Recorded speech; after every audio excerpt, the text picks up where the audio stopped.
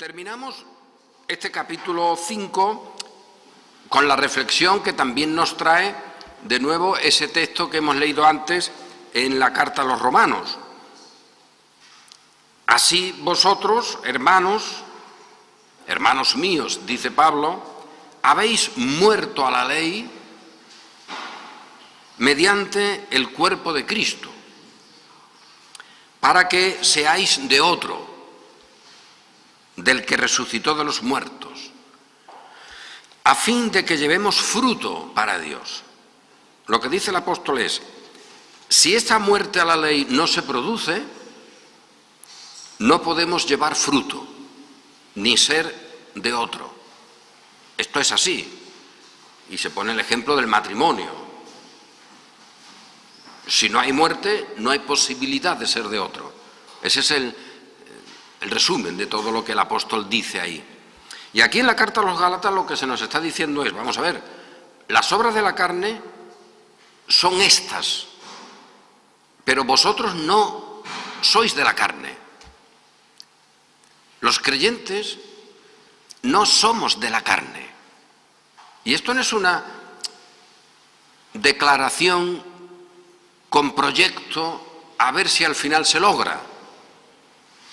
Por supuesto que tenemos todos, y aquí lo hemos dicho tantísimas veces, esta situación temporal de lucha, y Pablo lo dirá, entre la carne y el espíritu, de manera que no hagáis lo que quisierais. El apóstol lo ha dicho en otras ocasiones, y esto es evidente, esto no lo ponemos a un lado. Es evidente que el cristiano lucha y tiene sus elementos de confrontación, y así hasta el último momento. Por cierto, una confrontación que no va a menos. No se puede decir que el creyente, con el paso del tiempo, ha logrado vencer no sé qué, no sé cuánto, y al final, vamos, que se muere y prácticamente era casi perfecto, oye, no tenía ya ningún problema. Eso es mentira, todo lo contrario. Cuanto más se vive la fe, cuanto más se vive la muerte a la ley, en el sentido de experiencia, más comprendes la muerte de la ley. Es decir, que cuanto más avanzas en la luz, más conoces tu oscuridad. Por lo tanto, el avanzar no es el pensar que ya vas adelante ganando. No, es reconocer que perderías siempre por tus fuerzas. Por lo tanto, el progreso en la santidad no es acercarte a Dios, como si eso fuera una experiencia humana. El progreso en la santidad, si lo queremos medir así, es la comprensión de que te alejas de Dios, de que no puedes estar. Y cuanto más avances, esto es más comprensible, y se daría la paradoja del que el que más progresa es el que se siente más lejos de Dios. Pero por otra parte, en esa lejanía reconoce, pero en Cristo estoy con Él. Y esto con una firmeza, con un gozo extraordinario, como pasa con el apóstol Pablo. Y eso ni quita ni pone, es la experiencia de la fe, que echa por tierra las experiencias de las maneras de fe religiosa que el ser humano ha ido organizando a lo largo de la historia. Incluso Caín, pues mata al hermano en un culto. Es decir, que estaba el hombre allí ofreciendo sacrificios, estaban en un culto, vaya. Que aún la cultura más cainita no deja de ser religiosa de alguna manera. Pero el modo de llegar a Dios, de cualquier religión, también la cristiana falsificada, es un modo de progreso humano. Y lo que Pablo está diciendo es que es imposible. Vamos a ver, que la carne, lo que es de la ley, lo que está en esa relación, y eso me decís vosotros que es necesario conservarlo para que este progreso se lleve a cabo, pues Pablo dice, lo que está en relación con la ley, no hay manera de que eso funcione. Eso tiene que ser matado. Y todos decimos, y gracias a Dios que ha sido matado. Es la obra de Dios la que nos ha matado con la ley, para la ley, ponedlo como queráis, la ley para nosotros. Lo cierto es que esa relación ya está muerta y por eso podemos ser de otro. Es más, ahora lo sabemos por el Evangelio. Lo que se nos dice es, Dios ha hecho esa obra extraordinaria, el universo mirando los ángeles, algo extraordinario. Ha hecho esa obra para que seáis de otro. No podíais serlo si todavía estuvierais en la otra situación. Vuestra identidad no puede ser que estabais con la ley y ahora seguís con eso, pero también con Cristo. Ese también es imposible, y en el ejemplo que el apóstol pone, eso sería un adulterio, eso sería una fornicación, es decir, eso sería una situación anómala. Porque mientras uno vive, esa relación existe, tiene que morir. Y esto es lo que se nos dice. Y el Señor os ha matado, os ha puesto en la muerte para que así podáis ser de otro, del que resucitó. Y nosotros sabemos, por la carta a los romanos, por ejemplo, cómo hemos sido bautizados en Cristo, puestos en su muerte, con todo lo que eso implica, de condenación, de separación de Dios, de comprensión de nuestro pecado, para que luego resucitemos con Él. Y ya no estamos bajo la ley, sino bajo la gracia. Si uno quiere con eso excusar una mala conducta, que lo haga. Allá él, pero yo no puedo dejar de decir lo que la Escritura dice, no estoy bajo la ley. Porque esa situación ya ha muerto. Pero además, y esto es lo que quiero resaltar precisamente, es que el apóstol dice, para que tengamos fruto. O sea que no se trata de que esta obra se ha producido para que ahora nosotros teóricamente tengamos un certificado en alguna parte, un título y digamos, fíjate, yo ya soy del cielo, punto. Ya no tengo nada de lo que preocuparme, no tengo ninguna responsabilidad, ya no existo de ninguna manera. No, Pablo dice, esto se tiene que producir para que llevemos frutos para Dios. Y esta lectura tiene la siguiente en el sentido opuesto. Sin esta muerte no hay fruto para Dios. Es imposible. Por lo tanto, quien quiera fructificar por las obras de la ley, de la moral, de lo que queramos, no son frutos para Dios. Y Pablo, en el colmo de lo chocante para aquellos que estuvieran escuchando, y aún hoy para los que pretenden un evangelio más o menos de méritos, con muchos o con pocos, pero con méritos, lo que está diciendo es, quien busca el mérito, lo que está fabricando, en lo que se mueve es en las obras de la carne. Luego el apóstol dirá, pero vosotros no sois así. Nosotros no somos así. Si vivimos por el Espíritu, andemos también por el Espíritu. Pero vivimos por el Espíritu. Y esto lo da el apóstol como una situación para todos. Incluso, y esto lo hemos recordado en alguna ocasión, incluso para los que estaban a punto de desviarse. O sea que el apóstol está diciendo, vivir por el Espíritu, tener el Espíritu, no implica que no nos podamos equivocar, que no haya un maestro que nos desvíe y que estemos en una situación grave, porque los creyentes de Galacia estaban en esa situación. Y el apóstol les dice, vosotros sois del Espíritu, estáis en el Espíritu, no estáis bajo la ley. Sin embargo, eso no quita que estéis desviándoos. Y es una lección para nosotros hoy también. Oye, que sí, que somos del Espíritu, que estamos resucitados, que no hay condenación para nosotros. Pero hemos de saber, y para eso está el apóstol exhortando, y para eso debemos exhortarnos unos a los otros, que podemos estar funcionando terriblemente mal, comprendiendo las cosas al revés, y provocando que queriendo servir a Dios, y diciendo que con eso ya tenemos las obras del Espíritu, lo que estemos promocionando son obras de la carne. Y esto es chocante en extremo, porque si uno hace el análisis, si se pudiera hacer de alguna manera, hombre, un análisis teológico, un análisis del discurso, pero si uno pudiera traspasar eso a algo mecánico, nos encontraríamos que muchas de las conferencias, de los sermones que se hacen para animar a las iglesias, para que sean santas, para que se conduzcan de una manera o de otra, si lo analizas, son medidas para producir obras de la carne.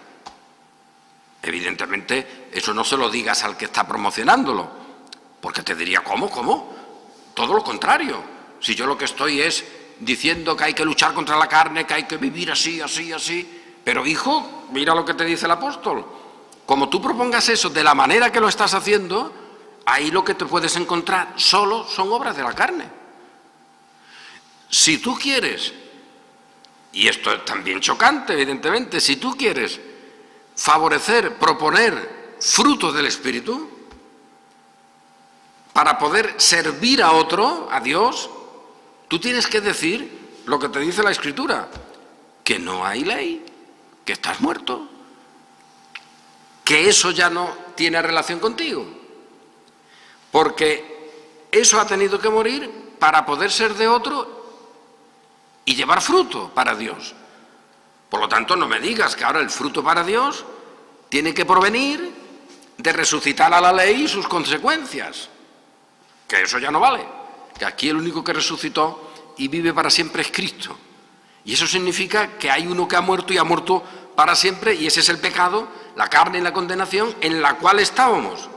Y ahí funcionaba la ley, porque sin ley el pecado no tiene poder. Y ahora, si nosotros queremos y debemos proponer, oye, somos cristianos, vamos a ver, hijos del Espíritu, hijos de la luz, pues vivamos como hijos de luz. A ver, ¿y qué tengo que hacer? Que no te lo digo, porque no lo sé. Es decir, yo tendría alguna idea sobre esto, sobre aquello. Hombre, no me presentes una barbaridad que esa te diré, esa no. Pero luego hay una gran libertad. Servir al Señor en nuestra casa, con nuestra familia, ¿eso qué significa? Pues en cada caso significará a lo mejor una cosa. Y habrá matices. Y lo que no te puede decir nadie, ¿tú sabes eso lo que significa? Mira, que a las 8, despiertos todos, cantamos una canción, que es legítimo eso, que si alguien lo hace, perfecto. Luego tenemos un culto familiar. Luego vamos a no sé dónde. Y de vuelta leemos no sé qué. Y por la noche, no sé qué, no sé cuánto. Y luego no se puede leer esto, ni se puede ver esta tele, no se puede ver esto. Todo organizado. ¿Vale? Si alguien lo hace bien, pero ese no es el modelo. Eso puede servir en un sitio más, en otro menos. Y el gran problema de la Iglesia cristiana, en muchos casos, ha sido que las obras del Espíritu, o los frutos del Espíritu, se han querido hacer con la fuerza de la carne, y la fuerza de la carne siempre es medible. La carne siempre se puede pesar, y eso gusta mucho. Tú pesas y dices, pues mira, aquí yo tengo 5 gramos que ha adelantado aquí o allá. El Espíritu no, como el aire, no sabes por dónde va ni por dónde viene. El Señor te ha dado un pedazo de fruto del Espíritu cuando tú menos lo esperabas. Has sido utilísimo para un hermano sin enterarte. La gloria es del Espíritu. Además, donde está el Espíritu hay libertad. ¿Tú no has visto los que reposan en el Espíritu cómo respiran? Que tienen agobios, pero lo ponen en la cruz. Que están fastidiadillos, sí, pero el horizonte final no es de muerte nunca. Y entonces nos encontraríamos que si quisiéramos hacer un campamento para motivar o hacer unas conferencias, pues tendríamos que hacer todo lo contrario de lo que muchas veces se hace. Advertir de inmediato, cuidado, no nos hagamos vanagloriosos, no nos pasemos envidiándonos unos a otros. ¿Por qué? Porque eso se hace por las medidas, cuando se pueden pesar las cosas. Y tú vas, anda que la Iglesia de Roma en esto no tiene balanzas, y no es una broma, porque hay una teología en la Iglesia romana, de la que no se habla mucho, pero hay la teología de la balanza final, que la lleva un ángel no sé cuánto. Entonces tú pesas allí tus obras. Esa es una imagen, hay cuadros y todo, de esa idea de que tú al final de tu vida tú pones allí tus obras. Y entonces ese ángel pues te pone allí en una medida adecuada, y dependiendo de eso pues tú subes más escalones en una escalera o no. Una cosa curiosísima. Pero es que las obras humanas se pesan, se miden. Y eso provoca envidias, eso provoca vanagloria. Pues fíjate, anda que no. Imaginad que esto fuera posible, que entre nosotros, y digo un nosotros genérico, estuviéramos delante allí de ese ángel, con la escalerita allí, y que pusiéramos nuestras obras allí. Luego contrasta con las obras malas, con las pecaminosas, y resulta que te sale aquello para arriba. Y tú digas, oye, fulanito o zetanita, mira dónde ha subido, pero si esta no ha hecho nunca nada. Y que tú vayas con las tuyas y luego haga aquello, ay, ¿y yo nada? Pero tanto que yo pensaba, pero esto no estará bien, esto no estará pesando adecuadamente, aquí alguien ha puesto algo, y que tú veas a otro que tú pensabas que ese no tenía obras, hablando en el sentido más humano y miserable del término, de las obras humanas de la carne. ¿Por qué? Porque eso produce envidia, disensión, eso produce decir, oye, que yo no soy como ese. Recuérdalo, que yo estoy aquí y mira cuántas cosas puedo poner en la balanza. Y luego eso me hace subir. Y esto no, ya digo que no es una broma, esto realmente en la teología romana ha funcionado. Y hay un caso muy curioso de un rey, dichoso rey, miserable, que persiguió a los hermanos nuestros protestantes en Francia, que los jesuitas lo engañaron y precisamente las persecuciones y todo eso él las hacía porque le habían comentado que con eso ponía allí en la balanza buena un montón de peso y que ya un poco más estaba arriba de la escalera. Y eso no es, ya digo, no es una cosa, puede ser una barbaridad, una superchería, pero que provoca el que ese rey luego haga una persecución. Porque piensa, porque lo han engañado los jesuitas, que con eso ha alcanzado una obra enorme. Ese es el problema, que tú puedas medir y que puedas pesar la gracia. Que no, que el Espíritu no puede ser medido, el Señor lo da como quiere, cuando quiere, viene, se va, está, como Él quiere. Y eso te produce pesar. ¿Eso te produce enfado? Oye, ¿una iglesia con ese espíritu no será una iglesia bien organizada? Eso te dirán muchos organizadores eclesiásticos. Y nosotros, por contra, con toda alegría decimos, ese es el nuestro. Y tenemos una alegría extraordinaria. Porque no se trata de pesar esto o aquello. Ya el Señor pesó a su Hijo. Y lo encontró de muerte y lo mató. Y luego lo ha sacado por el poder de Dios y vive para siempre. Y ese peso y el pecado y la condenación ya ha sido, nos dice la Escritura, en un símbolo evidentemente, echado en lo profundo de un abismo. Ya no vas a cogerlo nunca. O sea que ya no te pesan. Y eso le pesa a algunos. Que no le pesen sus obras. Y estaremos de acuerdo en que muchas veces, con toda la buena intención, los sermones, las conferencias de santidad, de arreglo para que el creyente ande bien, etc. Al final, cuidado, porque Pablo podría aparecer por allí y decir, cuidado ahí, vosotros sabéis lo que estáis haciendo, pero si vosotros estáis expresando las manifestaciones de la carne, me estáis diciendo que estáis con Cristo, que ahí estáis con Él. Ya escucho algo raro, que progresáis. Pero ¿cómo puede ser eso? Oye, si sois una sola carne con Él, ¿cómo que progresáis? ¿Lo sois o no lo sois? Si habéis resucitado con Él, ¿cómo que estáis progresando?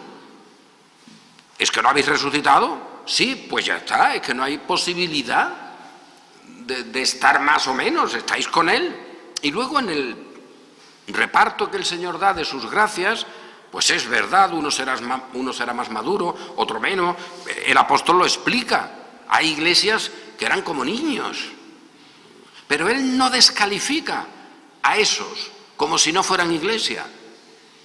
Porque la iglesia, el jueves pasado lo comentábamos, es la casa del Dios viviente, columna y baluarte de la verdad. porque así lo ha hecho el Señor. Y lo es la iglesia de Corinto, que eran tontitos y se peleaban por tonterías y hacían cosas que no tenían sentido. Y lo somos nosotros, que somos tontitos también. ¿Por qué? Porque eso es de Dios. Y el apóstol le dice a Timoteo, mira, te explico estas cosas para que sepas cómo comportarte en la casa de Dios, que es la iglesia del Señor, la casa del Dios vivo, el Dios vivo. Y es columna y baluarte de la verdad. Y te digo a ti, gran predicador Timoteo, estas cosas para que sepas qué hacer en una casa que tú la ves y parece nada, unos viejitos, unos insensatillos allí discutiendo siempre, unos listillos, lo que tú quieras. Pero si son redimidos, esa es la iglesia del Dios viviente. Y esa es columna y baluarte de la verdad. Que luego aprendan, que luego hagan una confesión de fe y piensen que esa confesión es la columna. No le des mucha cancha a eso, porque eso estropea bastante. No es la confesión de fe, no es la bandera, es la iglesia, la columna y baluarte. Y esa iglesia está compuesta por todos. Y con qué alegría volvemos a decir nosotros, también por nuestros chiquillos, que son columna y baluarte de la verdad. Y, desgraciadamente, no todos los pastores han aprendido cómo comportarse con esa iglesia que es columna y baluarte de la verdad, porque piensan que ellos, cuando llegan a un sitio, son la columna y el baluarte de la verdad porque predican, porque enseñan. Hombre, eso también tiene su función, pero se olvidan de lo fundamental. La iglesia es la obra de Dios, y esos no están bajo la ley, y no son medibles, y no están poniendo obras a ver dónde la balanza se superpone. No, porque son libres, y en ellos no hay condenación. ¿Qué vas a pesar? Y en ellos no hay progreso en el sentido de que, oye, si ya están casados, o tú que me estás diciendo que están medio casados, que van progresando, ¿cómo que van a ir progresando? Si son. Y también nuestros chiquillos, que no es que se vayan a casar con el Señor en este sentido, hombre, metafórico, cuando tengan 14, 15 y hagan una decisión. No, si aquí lo que se está diciendo es, el Señor ha hecho eso y los ha puesto con Él, por lo tanto son una cosa con Él, son una sola carne. Pues eso es lo que se nos está diciendo. Y este es el gozo y la alegría de nuestra realidad. Los que son de Cristo, dice Pablo, y es curioso cómo este texto a veces se usa para enseñar sobre progresos, que Pablo está diciendo que aquí no hay progreso. Este texto tal y como está gustará más o menos a algunos. A los creyentes nos llena de gozo. Los que son de Cristo han crucificado la carne con sus pasiones y deseos. Y esto no es un acto que hay que ser brutos para presentarlo, pero bueno, es muy común en la teología de la cristiandad. No se trata de que el que es de Cristo ya es de Cristo, cuidado ahí.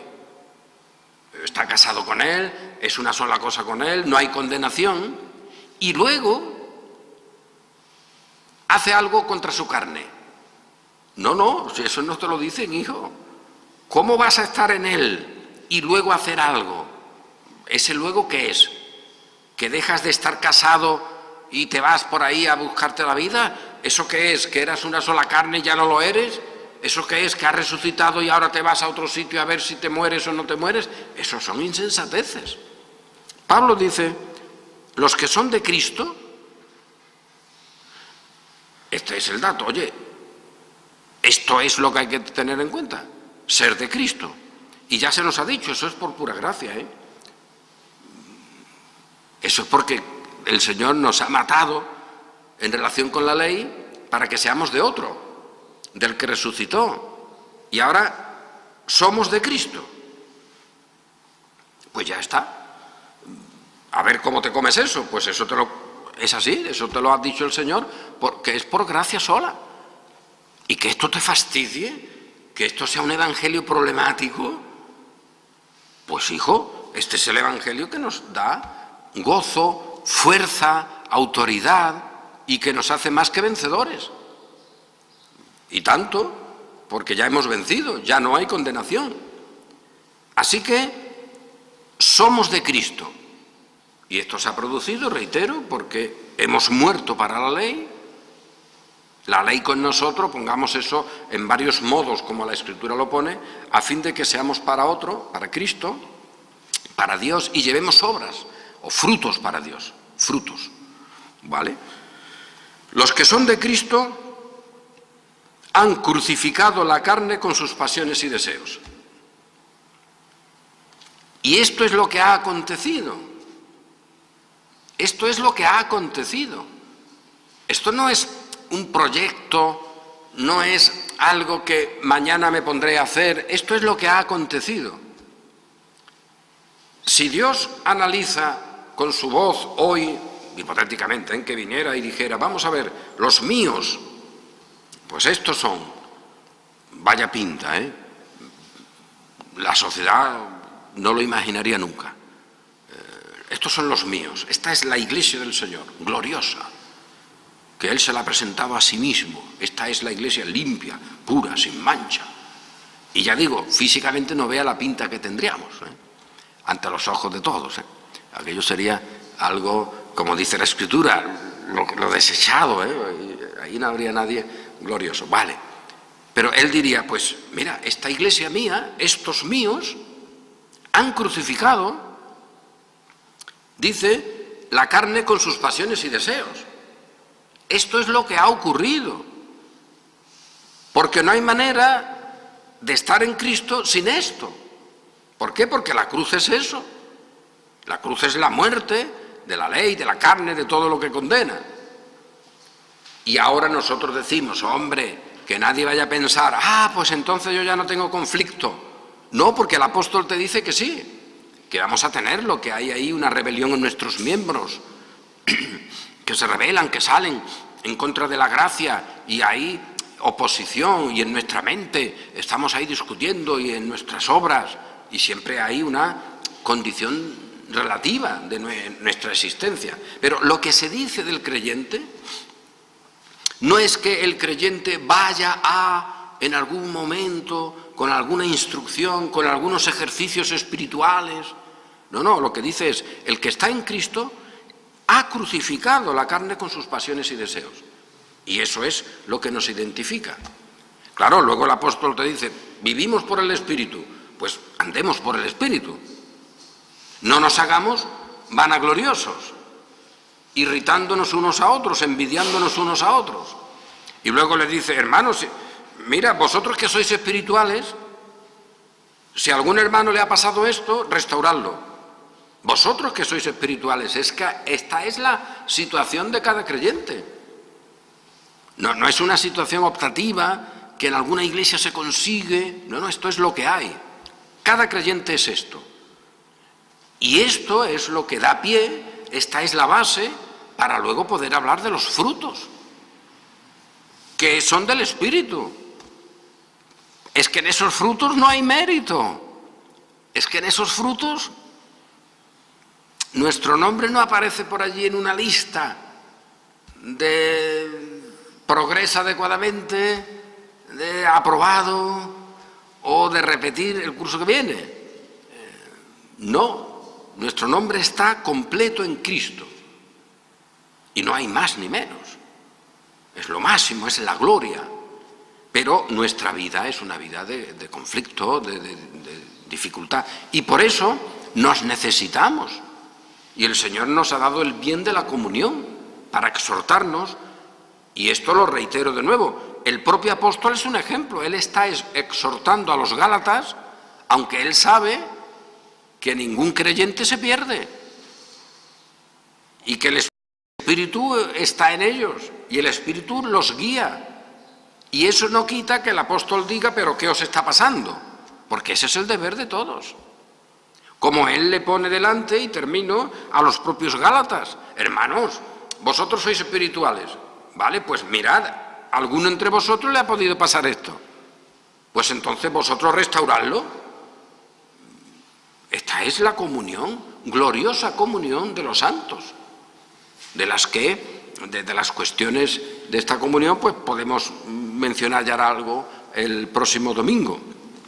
Pero reiterando esta cuestión tremenda, y es que en muchos casos la Iglesia, cuando quiere hacer una lista o un progreso en las obras de la fe o en las obras cristianas o en las obras de obediencia o yo qué sé, lo que está proponiendo son obras de la carne, herejías, idolatrías, hechicerías, vanidades diversas, celos, iras, contiendas, porque todo eso forma parte de la medición.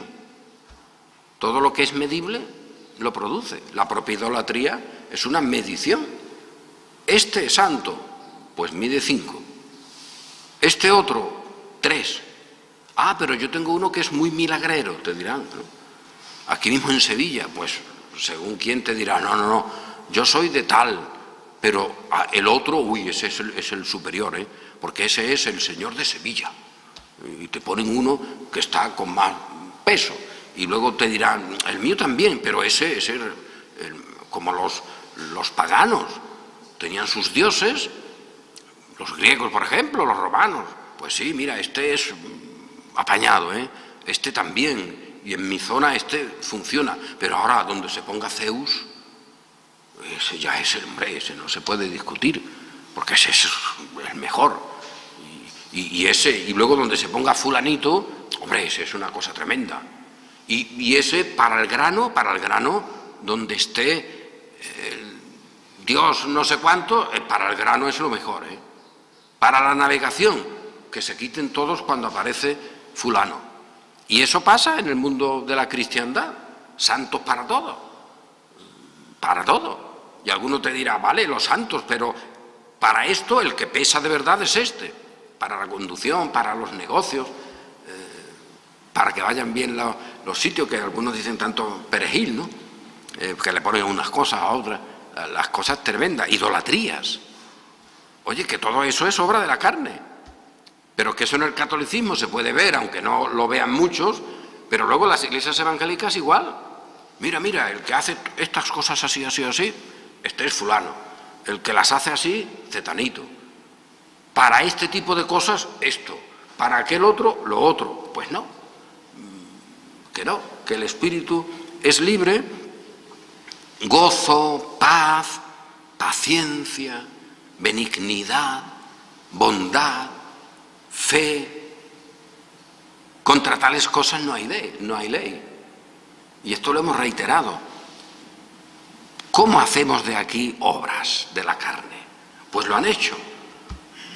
Hay gente para todo, ¿no? Y gente que en su propia muerte han pensado que han resucitado a la muerte. En vez de resucitar ellos de los muertos, han resucitado a la muerte y a la ley para que ahora sea la que mida la conducta, los frutos de los que viven, el colmo. Pero esto a veces no se percibe. El apóstol lo está diciendo. Mirad, Gálatas insensatos, que sois creyentes, y por eso os escribo, porque si no os daría un gorrazo, que sois hermanos, que tenéis el Espíritu, sí, pero ¿os estáis dando cuenta de lo que decís? Pues esto ocurre hoy día. Nosotros podríamos poner ejemplos diversos, hombre, no como Pablo exactamente y los Gálatas, pero podríamos poner incluso espacios locales. Hermanos, vais a hacer esta conferencia o aquella otra, o este sermón o aquel otro, vale, pero ¿os dais cuenta de lo que estáis haciendo, de lo que queda de ahí? Lo que queda de ahí son las obras de la carne, por muy bien que la pintéis. Mientras que, si queréis servir al Señor, que es lo que pretendéis, vuestro eslogan, si lo que queréis son los frutos del Espíritu, la obediencia, pues fíjate lo que te dice la Escritura. Estas cuestiones que no las producen las medidas de las obras, sino la única confianza en la obra perfecta, hecha una vez para siempre, de nuestro Redentor. Y con esa obra tú podrás tener todas las dificultades que vengan de una manera o de otra, pero en ti habrá amor, gozo, paz, paciencia, benignidad, bondad, fe, mansedumbre, templanza. Y si tú me traes ahora la ley, pues ya fíjate lo que te dicen aquí, contra tales cosas no hay ley. Si es que ya lo ha dicho, si esa ley está ahí, condenada y muerta, y tú estás muerto, ahora tienes otra cosa. No me saques la ley del ataúd, no me la embalsames, no me la pintes, no le metas dentro aparatos de estos modernos para que se mueva, para que parezca que está viva, que no, que eso ha muerto. Y esa es nuestra confianza, y de ahí procede nuestra seguridad, y desde esa seguridad, con gratitud, servimos al Señor.